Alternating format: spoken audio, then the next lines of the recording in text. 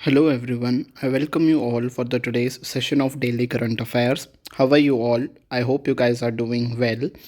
तो आज यानी कि 28 फरवरी के करंट अफेयर्स को हम डिस्कस कर लेते हैं। सबसे पहले हम इम्पॉर्टेंट डेज़ को डिस्कस करेंगे कि आज क्या कुछ इम्पॉर्टेंट है। तो आज हम लोग सेलिब्रेट कर रहे हैं नेशनल साइंस डे, ठीक है।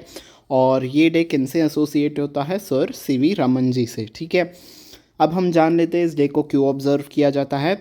National Science Day is observed every year to commemorate the discovery of Raman effect by the eminent physicist Sir C.V. Raman। तो C.V. रमन जो फिजिसिस्ट थे, इन्होंने रमन इफेक्ट की खोज की थी, ठीक है। तो इसको सेलिब्रेट करने के लिए हम नेशनल साइंस डे सेलिब्रेट करते हैं, ठीक है। और रमन इफेक्ट के लिए ही सर C.V. रमन जी को 1930 में नोबेल प्राइज़ भी दिया गया था, ठीक है। और इस बार की थीम क्या है नेशनल साइंस डे की? Empowering Indian youth for global leadership in science and innovation for विकसित भारत, ठीक है। थीम याद रख लेना, इंपॉर्टेंट हो सकती है आपके एग्जामिनेशन पर्सपेक्टिव से, ठीक है जी। नेक्स्ट, अब इससे ही रिलेटेड एक और न्यूज़ थी तो मैंने यहाँ पे ही इंक्लूड कर दी। रक्षा मंत्री राजनाथ सिंह जो हैं वो इनॉग्रेट करेंगे द विज्ञान वैभव 2025, a defence and aeronautic exhibition. तो एक डिफेंस और एरोनॉटिक्स से रिलेटेड एग्जीबिशन होगी जिसका नाम होगा विज्ञान वैभव, ठीक है। और इसको ऑर्गेनाइज किया जा रहा है नेशनल साइंस डे के उपलक्ष्य में, ठीक है। इंडिया के जो डिफेंस मिनिस्टर हैं इंडिया, तो इन्होंने ये जो है ये इनॉग्रेट करेंगे, इंडिया के डिफेंस मिनिस्टर राजनाथ सिंह जी, ठीक है। India's defence might include the recently tested hypersonic missile. तो इंडियाज़ डिफेंस माइट, ये आपका एक पूरा कंपाउंड नाम है, आपको इसे पूरा ही एक साथ पढ़ना है। If India's defence might, might यानी कि यहाँ पे जो ताकत है, तो इंडिया की डिफेंस की जो ताकत है उसमें क्या कुछ इंक्लूडेड है, हमारे पास क्या कुछ पावर्स हैं। हाइपरसोनिक मिसाइल है, ठीक है। मैजेस्टिक बैटल टैंक्स हैं, Arjun and drones and radars हैं, हमारे पास ड्रोन्स हैं, बैटल टैंक अर्जुन है, ठीक है। And initiatives into the future warfare will be displayed at the sprawling Gachibowli Stadium in Hyderabad। तो ये सब कुछ दिखाया जाएगा, बैटल टैंक्स, ड्रोन्स। कहाँ पे ये कॉन्क्लेव होगा, एग्जीबिशन होगा? हैदराबाद के गच्चीबोली स्टेडियम में, ठीक है। और ये आज से शुरू होगा, 2 मार्च तक ये चलेगा, ठीक है। नेक्स्ट, इंडिया जो है वो ट्रिब्यूट पे कर रहा है डॉक्टर राजेंद्र प्रसाद जी को। क्यों? क्योंकि तो आज ही के दिन यानी कि 28 फरवरी को उनका देहांत हो गया था, ठीक है। कौन है डॉक्टर राजेंद्र प्रसाद जी? इंडिया के फर्स्ट प्रेसिडेंट, ठीक है। तो doctor Rajendra Prasad served as the first president of India holding the office from 26 January 1950। तो 1950 26 जनवरी को हम रिपब्लिक डे सेलिब्रेट करते हैं, right? Why? Because our constitution came in to being, right. और उसी दिन से प्रेसिडेंट बन गए। और कब तक इनका कार्यकाल इन्होंने सर्व किया? 1962 तक ये प्रेसिडेंट बने रहे इंडिया के, ठीक है। After independence Prasad was elected as the president of constituent assembly. तो कॉन्स्टिट्यूएंट असेंबली का भी इन्हें जो है प्रेसिडेंट बनाया गया, ठीक है, जिन्होंने इस कॉन्स्टिट्यूएंट असेंबली ने ही ड्राफ्ट किया था इंडिया के कॉन्स्टिट्यूशन को, ठीक है जी। तो और इन्होंने ऑल्सो चेयर किया था constituent assemblies committee on food and agriculture. तो फूड एंड एग्रीकल्चर के ऊपर जो कमेटी बनी थी उसको भी इन्होंने चेयर किया था, ठीक है। नेक्स्ट न्यूज़ आ रही है, इंपॉर्टेंट न्यूज़। कहाँ से आ रही है? फिनांस सेक्रेटरी से, डिपार्टमेंट से ये न्यूज़ आ रही है। तो जो हमारे फिनांस सेक्रेटरी थे तुहिन कांता पांडे जी, इनको अपॉइंट किया गया है as the new chairman of securities and exchange board of India SEBI for a term of 3 years. तो 3 सालों के लिए अब सेबी के नए चेयरमैन कौन होंगे? कांता पांडे जी, ठीक है। और ये किनको रिप्लेस करेंगे? माधवीपुरी बुच जी को, ठीक है। तो माधवीपुरी बुच जो हैं ये अभी एट प्रेजेंट चेयरमैन है सेबी की, और अब इनको कौन रिप्लेस करेंगे? तुहिन कांता पांडे जी, ठीक है। इंपॉर्टेंट ये जो है अपॉइंटमेंट है, तो इसे याद रख लेना, ठीक है। अब हम ओबिचुरीज की तरफ चलते हैं। तो किनका देहांत हो गया है? लेजेंडरी ओडिया फिल्म स्टार उत्तम मोहंती जो हैं ये गुजर गए पिछली रात को, और इनकी एज 66 थी। गुरुग्राम में इनका देहांत हो गया। ये कौन थे? एक सेलिब्रेटेड फिगर थे in the Odia film industry. तो ओडिशा में जो फिल्म इंडस्ट्री है हम उसको ओडिया फिल्म इंडस्ट्री कहते हैं, ठीक है। तो वहाँ पे बहुत ये सेलिब्रेटेड यानी कि जानी मानी हस्ती थे ये।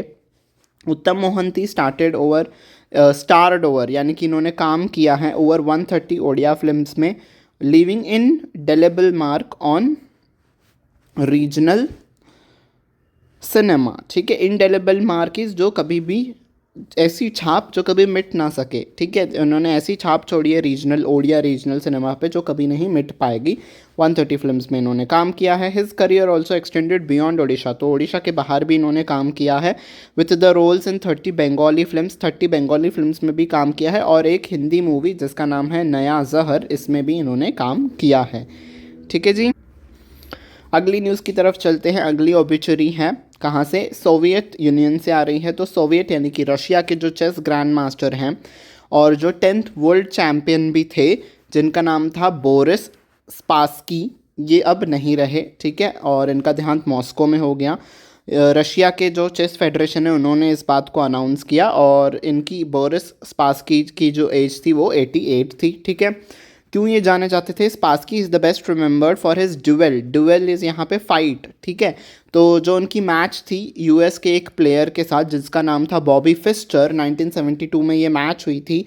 ये इतनी ज़्यादा फेमस हो गई थी, इतनी ज़्यादा इंटेंस हो गई थी कि इसको राइवलरी मानी जा रही थी ईस्ट और वेस्ट के बीच में, और आगे से इसको मैच ऑफ द सेंचुरी भी कहा जाने लगा। तो ये इतनी पॉपुलर मैच हुई थी इन दोनों के बीच। ठीक है, तो इतने एमिनेंट पर्सनालिटी हैं तो हमें पढ़ना चाहिए, राइट। बोरिस स्पासकी किस स्पोर्ट्स से रिलेटेड थे, चेस से रिलेटेड थे। ठीक है, कहाँ से बिलोंग करते हैं, रशिया से बिलोंग करते हैं। ठीक है, अब हम रीजनल न्यूज़ को कवर करते हैं।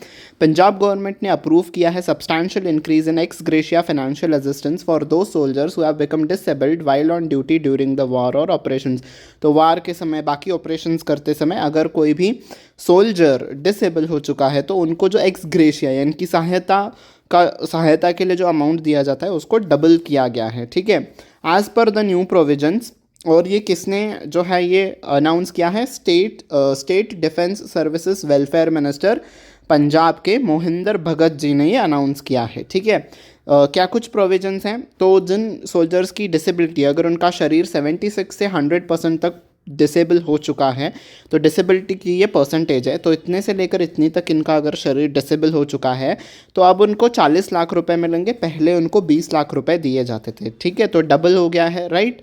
एंड जिनकी डिसेबिलिटी 51 से 75% के बीच में है, अब उनको 20 लाख रुपए मिलेंगे, पहले उनको 10 लाख रुपए मिलते थे। ठीक है, और जिन सोल्जर्स की डिसेबिलिटी 25 से 50% तक की डिसेबिलिटी है और उनको अब 10 लाख मिलेंगे, जो पहले उनको 5 लाख रुपए मिलते थे। ठीक है, इतनी सी न्यूज़ है, याद रख लेना। ठीक है, स्टेट पीसीएस के लिए this session will be very much helpful for you. बाकी के भी अगर कोई एस्पिरेंट्स हैं, यूपीएससी हो, बैंकिंग हो, रेलवेज, इंश्योरेंस, ठीक है, जहाँ पे भी करंट अफेयर्स आएगा this session will be very much helpful for you. तो आप सभी लोग शेयर करते रहिएगा। ठीक है, अब हम अगली न्यूज़ की तरफ आते हैं, स्टेट न्यूज़ की तरफ। पूर्वोदय साहित्य उत्सव 2025, ये जो है एक लिटरली कॉन्क्लेव है। तो लिटरेरी इज़ बेसिकली जो लिटरेचर से जुड़ा है, तो इससे जुड़ा एक कॉन्क्लेव है। ये कब चालू हुआ, कल चालू हुआ ये कोलकाता में। ठीक है, और national book trust, institute of social cultural studies and other organisations are jointly organising this festival. तो इसको ऑर्गेनाइजेशन ये सभी लोग मिलके कर रहे हैं। ठीक है, कोलकाता के गवर्नर कौन है, डॉक्टर सीवी आनंद बोस, इन्होंने जो है इस इवेंट को इनॉग्रेट किया। ठीक है, तो पूर्वोदय साहित्य उत्सव कहाँ पे हो रहा है, कोलकाता में हो रहा है। ठीक है, नेक्स्ट न्यूज़ आ रही है कहाँ से, दिल्ली से आ रही है। और the international radio biology conference, तो एक रेडियो बायोलॉजी का कॉन्फ्रेंस हुआ। ठीक है, और किस पे हुई ये conference, on biological effects of space radiation, heavy loans and human space missions mechanisms and biomedical counter measures. तो ये जो है इस पूरे कॉन्फ्रेंस का जो है टॉपिक्स थे, तो इन सभी चीज़ों के ऊपर जो है ये कॉन्फ्रेंस बेस्ड था। और कहाँ पे हुआ ये, न्यू दिल्ली में हुआ। ठीक है, principal scientific adviser to the government professor Ajay Kumar Sood, तो गवर्नमेंट के, हमारे इंडियन गवर्नमेंट के प्रिंसिपल साइंटिफिक, तो साइंस से रिलेटेड जो भी एडवाइजेस देनी होंगी वो सब इनसे ही पूछ के ली जाती हैं। तो कौन है हमारे साइंटिफिक एडवाइज़र, अजय कुमार सूद जी। ठीक है, और चेयरमैन डीआरडीओ यानी कि defence research and development organisation, DRDO के chairman doctor Sameer V Kamat, इन दोनों ने मिलके इस कॉन्फ्रेंस को इनॉग्रेट किया। ठीक है, तो ये जो पार्ट था वो पूरा स्टैटिक बेस्ड था। तो जैसे कि आप देख सकते हैं हम न्यूज़ के साथ साथ स्टैटिक के पोर्शन को भी कवर करते चल रहे हैं। ठीक है, तो I hope this session will be very much helpful for you guys. ठीक है, ऐसे ही स्टैटिक के साथ साथ करंट अफेयर्स भी हमें पढ़ते रहना चाहिए, राइट। अगली न्यूज़ आ रही है कहाँ से, गवर्नमेंट ऑफ इंडिया से ही है। द गवर्नमेंट ऑफ इंडिया ने लॉन्च किया है न्यू आधार गवर्नेंस पोर्टल।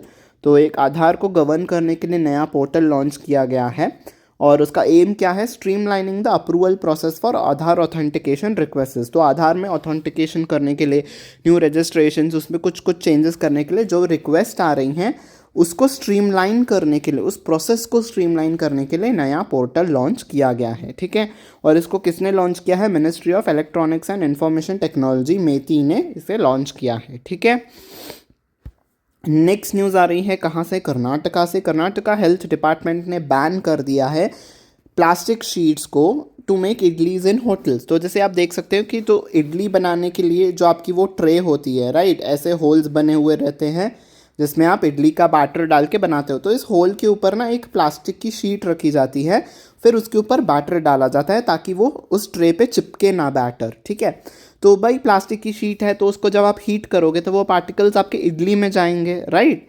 तो इसीलिए जो है प्लास्टिक शीट्स को यूज़ करने के लिए बैन कर दिया गया है कर्नाटका में। ठीक है, एंड ईटरीज कहीं पे भी, चाहे वो होटल्स हो, ईटरीज हो या फिर अदर फूड एस्टैब्लिशमेंट्स हो, कहाँ पे भी, जहाँ पे भी अगर प्लास्टिक से आप यूज़ करके इडली बना रहे हो तो उसको बैन कर दिया है अक्रॉस द कर्नाटका, यानी कि पूरे कर्नाटका में ये एप्लीकेबल होगा।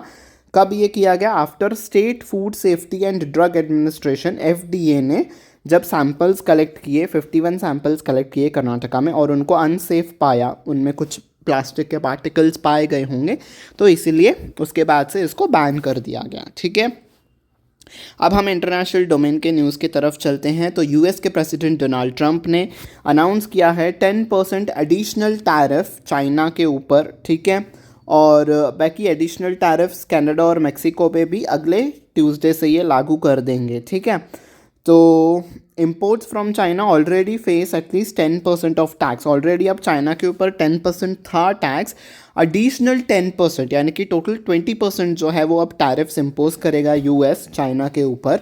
और प्रेसिडेंट ट्रंप ने कंफर्म किया है 25% tariff on Canada and Mexico. ठीक है, नेक्स्ट मंथ यानी कि आई गेस मार्च से जो है, मार्च 4 से मेक्सिको और कनाडा पे भी 25% तक का टैरिफ लगाया जाएगा। ठीक है जी, नेक्स्ट, यूएस ने टर्मिनेट कर दिया है funding for polio, HIV, malaria and nutrition programmes around the world.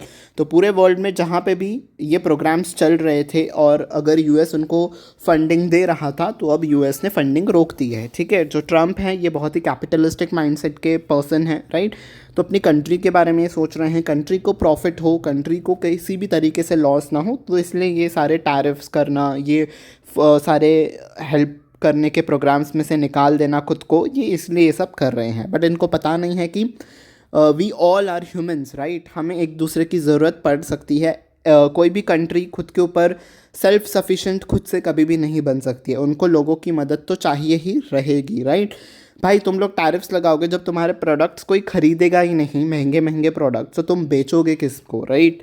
जब तुम इंडियंस को निकाल रहे हो, भाई तुम्हारे कंट्री पे इंडियंस जो हैं वो इतने ज़्यादा हार्ड वर्किंग है, तुम्हारे कंट्री से जो भी ज़्यादा इंडियंस हार्ड वर्किंग है, वहाँ पे इतने ज़्यादा इंडियंस वर्क कर रहे हैं, तब तुम उनको निकाल दोगे तो क्या तुम्हारा वर्क हैम्पर नहीं होगा? आई डोंट नो वो इस एस्पेक्ट को समझ क्यों नहीं पा रहे हैं। But anyways, let's discuss our current affairs. तो द प्रोजेक्ट्स टर्मिनेटेड, तो जो प्रोजेक्ट्स टर्मिनेट किए गए हैं उसमें HIV ट्रीटमेंट प्रोग्राम्स जो चल रहे थे उसके ऊपर फंडिंग रोक दी गई है। ठीक है, जो मिलियंस ऑफ लोगों को हेल्प कर रहा था, मलेरिया कंट्रोल प्रोग्राम्स जो कि अफ्रीकन कंट्रीज़ में चल रहे थे, हमें पता है, जैसे कि मॉस्किटो बॉर्न डिसीज़, जैसे मलेरिया हो गया, कॉलरा हो गया, है ना, ये सारे डिसीज़ अफ्रीका में बहुत ज़्यादा फैलते हैं, तो वहाँ पे भी US जो है सपोर्ट कर रहा था, अब उसने रोक दिया है। ठीक है, next, the frequency of floods in high mountain Asia has increased significantly since 2000 due to a climate change.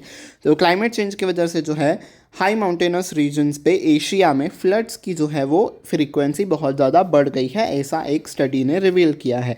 ये स्टडी कंडक्ट की गई थी किनके द्वारा? एनवायरमेंट एक्सपर्ट सोनम वांगचुक के द्वारा, ठीक है। और इन्होंने एनालाइज किया है 1015 फ्लड्स को 1950 से लेके अब तक। इन्होंने 1015 फ्लड्स को एनालाइज किया है और उसके बेसिस पे इन्होंने स्टडी जो है वो की है, ठीक है। और ये पाया गया है कि एशिया में हाई माउंटेनस रीजन्स पे फ्लड्स बहुत ज़्यादा बढ़ गए हैं, ठीक है। 1950 से लेके अब तक इस रीजन में, एशिया के रीजन में average temperature has shown a study rise, मतलब बहुत ज़्यादा बढ़ोतरी हो गई है एकदम से। Warming at the rate of 0.3 Celsius पर डिकेड, तो हर 10 सालों में 0.3 डिग्री का जो है टेम्परेचर वो बढ़ते ही जा रहा है, ठीक है। ओके, नेक्स्ट अप फाइनेंस की न्यूज़ हम कवर कर लेते हैं। National payments corporation of India NPCI ने will on April 1 launch new features for the RuPay debit select card. तो 1 अप्रैल से NPCI RuPay select debit card जिनके पास हैं उनके लिए न्यू फीचर्स को जो है वो लॉन्च करेगा। इन बेनिफिट्स, न्यू फीचर्स में क्या कुछ इंक्लूड होगा? Access to domestic and international airport lounges, तो जो एयरपोर्ट लॉन्च बने होते हैं, ठीक है, जहाँ पे आप रुक सकते हो, अपने फ़्लाइट्स के लिए वेट कर सकते हो, ऐसे लॉन्जेस डोमेस्टिक और एयरपोर्ट इंटरनेशनल एयरपोर्ट्स पे, तो उन पे इनको एक्सेस मिलेगा, ठीक है। और पर्सनल एक्सीडेंट इंश्योरेंस मिलेगा, जिम मेंबरशिप्स मिलेंगी, गोल्फ के लिए जो रिलेटेड लेसन्स होते हैं वो मिलेंगे, हेल्थ चेकअप्स मिलेंगे, spa sessions, cab coupons, OTT subscriptions, तो ऐसे कई सारे फैसिलिटीज़ जो हैं रुपे डेबिट सेलेक्ट कार्ड वालों को मिलेंगे, ठीक है जी। नेक्स्ट, इंडोनेशिया के प्रेसिडेंट प्रबावो सुबियांतो ने लॉन्च किया है इंडोनेशिया का फर्स्ट 2 बुलियन बैंक्स। तो बुलियन बैंक्स को इंडोनेशिया के प्रेसिडेंट जी ने लॉन्च किया है। बुलियन बैंक्स बेसिकली वो बैंक्स होते हैं जो कि गोल्ड और बाकी इन सब मेटल्स पे ट्रेड करते हैं, ठीक है। बेसिकली जो गोल्ड के बेसिस पे ट्रेडिंग करते हैं, लोन्स देते हैं बाकी कंट्रीज़ को, उनसे लेते हैं, तो गोल्ड के इस पे जो डील करते हैं those are called bullion banks. तो इंडोनेशिया की ऐसी पहली 2 बुलियन बैंक्स इंडोनेशिया के प्रेसिडेंट प्रबावो सुबियांतो जी ने लॉन्च कर दी हैं, ठीक है। तो इससे क्या होगा? That will provide gold deposit services to help stocks of gold onshore as the country looks forward to develop its commodity sector beyond mining. तो गोल्ड को स्टॉक करने में ये बैंक्स हेल्प करेंगी, ठीक है। तो कौन सी 2 बैंक्स हैं वो? एक बैंक का नाम है पेगाडियन, जो कि एक सब्सिडरी है स्टेट लेंडर, तो उनकी ही state lender is basically I guess जो उनकी गवर्नमेंट सेक्टर बैंक है, बैंक रकायत इंडोनेशिया, तो इनकी ही सब्सिडरी है पेगाडियन, तो इनको जो है लॉन्च किया गया है एज अ बुलियन बैंक। और दूसरा है बैंक सराहिया, ठीक है, जो कि कंट्री का largest Islamic, इंडोनेशियाज the countries largest Islamic bank है, ठीक है, बैंक सराहिया। इनको भी जो है एज अ बुलियन बैंक के तौर पे जो है वो ऑपरेट करने के लिए कहा गया है। तो कौन सी 2 बैंक्स हैं? पेगाडियन और बैंक सराइया, ठीक है। Both can now offer gold deposit, तो क्या कुछ ऑफर करेंगी? गोल्ड डिपॉजिट्स को ऑफर करेंगी, गोल्ड में फाइनेंसिंग, गोल्ड में ट्रेडिंग, ठीक है, और बाकी कस्टडियन सर्विसेज देंगी कस्टमर्स को अपने, ठीक है। अब कुछ अपॉइंटमेंट को और देख लेते हैं, ठीक है। अजीमुल हक जो हैं, जो कि एक IAS ऑफिसर हैं, इनको चार्ज दिया गया है chief executive officer of Delhi Waqf board. तो दिल्ली वक्फ बोर्ड के CEO कौन बनाए गए हैं? अजीमुल हक जी, ठीक है। बेसिकली ये इतनी इंपॉर्टेंट न्यूज़ नहीं है, बट जो वक्फ बोर्ड है आजकल बहुत ज़्यादा चर्चा में है, तो जो दिल्ली का वक्फ बोर्ड संभालते हैं उनके जो CEO हैं वो अजीमुल हक को बनाया गया है, ठीक है। बेसिकली उस पॉइंट ऑफ व्यू से मैंने ये इंक्लूड किया है, ठीक है। आम आदमी पार्टी की MLA आतिशी जो हैं, इनको जो है ऑफिशियली रिकॉग्नाइज किया गया है as a leader of opposition in Delhi assembly. तो दिल्ली असेंबली में लीडर ऑफ अपोजिशन के तौर पे आतिशी जी को जो है वो चुना गया है स्पीकर विजेंद्र गुप्ता जी के द्वारा। तो दिल्ली असेंबली के स्पीकर कौन है? और एक स्टैटिक फैक्ट, विजेंद्र गुप्ता जी, ठीक है। Okay, so that was the last piece of news. I hope you have liked it. If you have liked it, don't forget to hit on the like button, don't forget to share it with your friends. मैंने सारे sectors में से news को cover करने की कोशिश की है, अपॉइंटमेंट्स हो, डिफेंस हो, ठीक है, स्टैटिक GK हो, तो please do share this session and like button पे प्रेस कर देना, सब्सक्राइब बटन पे भी प्रेस कर देना, बेल आइकन पे भी प्रेस करना, ताकि आने वाले क्लासेस की नोटिफिकेशन आपको टाइम टू टाइम मिलती रहे। On this note, I take your leave until we meet next time. Take very good care of yourself. Bye bye, everyone.